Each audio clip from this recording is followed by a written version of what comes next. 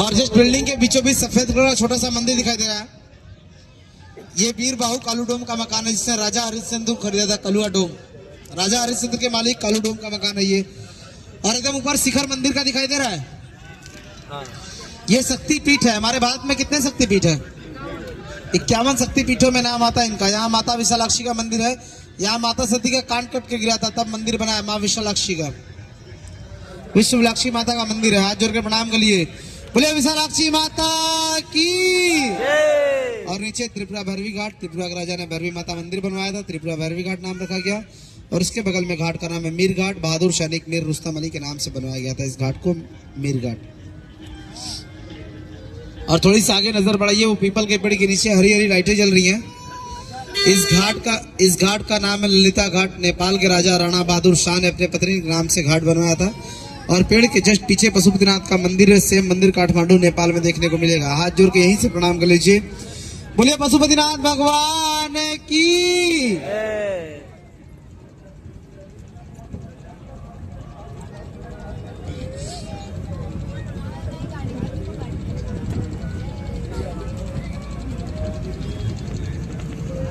और इसके बगल में जो द्वार दिखाई दे रहा है थोड़ा सा आगे, ये इस घाट का 2019 के पहले नाम हुआ करता था जलाशयन घाट। माननीय प्रधानमंत्री श्री नरेंद्र मोदी जी जब काशी विश्वनाथ मंदिर का विस्तार किया, कॉरिडोर बनवाया, साथ में ही जलासंत महाराज के महल को तोड़ के काशी विश्वनाथ कॉरिडोर गंगा द्वार का निर्माण किया। ये काशी विश्वनाथ कॉरिडोर गंगा द्वार है। ये वही विश्वनाथ मंदिर है जो अहिल्याबाई होलकर ने स्थापित किया था 1773 में।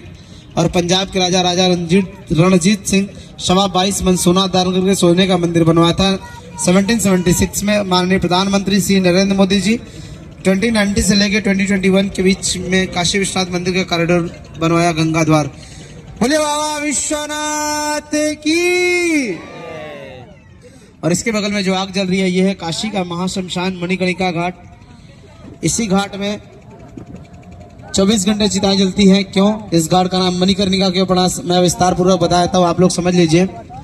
शंकर भगवान माता पार्वती के साथ सर्वप्रथम जब काशी आए थे तो इसी घाट में विश्राम किए थे। तो यही पे संध्या उपरांत यही विश्राम किए थे। तो यही जब सूर्योदय हुआ तो माता पार्वती बोली प्रभु हमें स्नान करना है। तो शंकर भगवान ने अपने त्रिशूल से एक सरोवर का निर्माण किया। सरोवर का नाम हुआ पार्वती कुंड और उसमें स्नान किए। तो उनके साथ एक घटना घटी, शिव के मस्तक कमड़ी और माता पार्वती की कान की कड़िका स्नान करने के दौरान गिर गया। बहुत ढूंढने से नहीं मिला, तभी इस घाट का नाम पड़ा मणि प्लस कड़िका, मणिकर्णिका घाट। ऐसा भगवान शंकर भगवान की मणि और माता पार्वती की कड़िका न मिलने पे दोनों लोग क्रोधित हो गए। क्रोधित होकर अपने तीसरी नेत्र, शंकर भगवान क्रोधित होकर तांडव करने लगे। तांडव करते करते अपनी तीसरी नेत्र से अग्नि प्रज्वलित कर दिया और श्राप दे दिए। बोले जैसे हम मणि और कड़े के लिए जल रहे उसी प्रकार यह घाट 24 घंटा जलना चाहिए। भविष्य में कभी 1 मिनट मात्र यहाँ की अग्नि ठंडी होगी तो ना कि काशी या भारतवर्ष के अंदर, अभी तो पूरे विश्व में प्रलय हो जाएगा। तब से यहाँ पे दाह संस्कार का काम होने लगा। तब से आग जलने लगी। तत्पश्चात भगवान विष्णु को पता चला तो उन्होंने कछुए का रूप धारण किया। उनका मस्तक कमड़ी और कान की कड़िका ढूंढ के दे दिया। कहा प्रभु आप अपना श्राप वापस ले लीजिए। हमें आप लोग एक बात बताइए, कभी भी किसी मनुष्य के मुख से निकली हुई वाणी वापस होती है? नहीं होती। शंकर भगवान ने कहा मेरे द्वारा दिया हुआ श्राप नहीं बदल सकता। तब शंकर भगवान से विष्णु भगवान बोले अगर आपके द्वारा सृजित शहर जलता रहेगा, श्रापित रहेगा तो यहाँ कौन आएगा? तब शंकर भगवान ने कहा जाइए, आज के बाद किसी भी युग में मेरे द्वारा प्रज्वलित की हुई अग्नि से जिस किसी मनुष्य की चिता जलाई जाएगी उसे मोक्ष की प्राप्ति होगी। तब से यहाँ पे मोक्ष का काम होने लगा। तब से इस काशी नगरी को मोक्ष नगरी के रूप में जाने लगा। ये सामने मंदिर देखिए, ये बगल है, ये रत्नेश्वर महादेव का मंदिर है। काशी करोड़ कहते हैं। 60 एंगल पर रुका हुआ मंदिर है। जमीन में जितना ऊपर दिखाई दे रहा है उतना ही जमीन के अंदर धसा हुआ है, एकदम नदी के किनारे। ये वाला बगल में इधर इस साइड काशी करोड़ कहते हैं इसे। रत्नेश्वर महादेव का मंदिर है, काशी करोड़ कहते हैं इसे।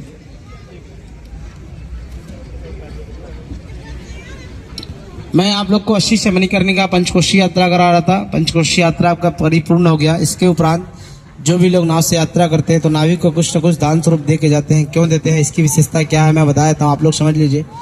जब भगवान राम को 14 वर्ष का वनवास हुआ तो उनको एक नाव वाले ने पार किया। तब भगवान राम सीता माता ने केवट को सोने की अंगूठी निकाल के दान स्वरूप देनी चाहिए। केवट के अंगूठी न लेने पे, दान न लेने पर सीता माता भगवान राम ने वरदान स्वरूप उसी क्षण कहा जाइए आज के बाद किसी भी युग में कोई भी नाविक किसी भी यात्री को नाव से यात्रा कराएगा तो यात्री द्वारा नाव के किराए के उपरांत अगर दान स्वरूप उन्हें कुछ नहीं दिया जाएगा तो उनके नाव की कोई यात्रा का कोई फल महत्व तो नहीं रहे। नाव से यात्रा करते हैं तो नाविक